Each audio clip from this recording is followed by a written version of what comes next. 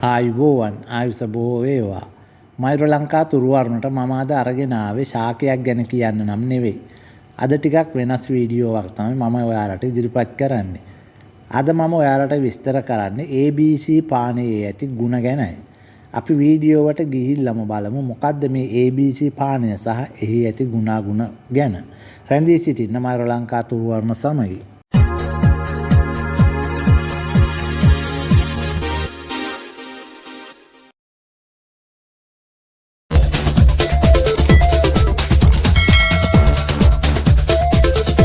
ABC පානය. ABC පානයට ඇයි මේ ABC පානය කියන්නේ?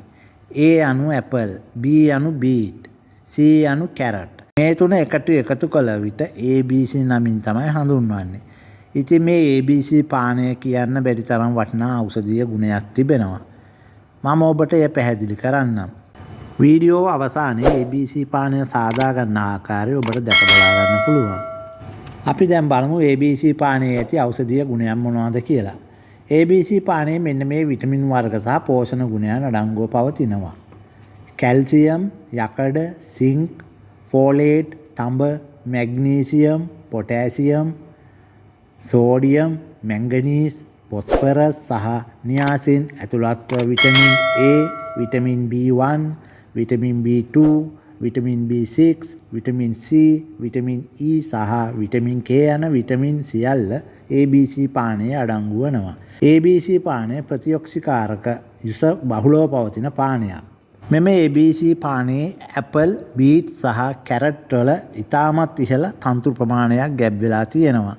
එමගින් ආහාර දිරවීම හා දිනපතා නිසියාකාරව බඩවැල් චලනය කිරීම සිදු කරනු ලබනවා.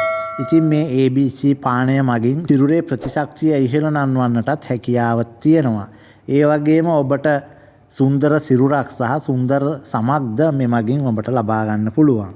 තවද ABC පානය මගින් හෘදය වස්තුව ආශ්‍රිත ආසාදන තත්ත්වයන් ඇතිවීමේ අවදානමද මගහරවනවා.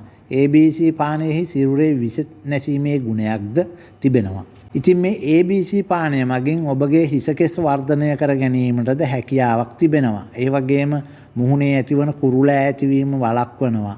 ඔබගේ දැස් පෙනීම දුර්වල නම් පෙනීම වර්ධනය කිරීම වැනි තවත් විශාල ගුණාංගයන් ඔබගේ සිරුරට මෙම ABC පානය මගින් ලබා ගන්නට පුළුවන්.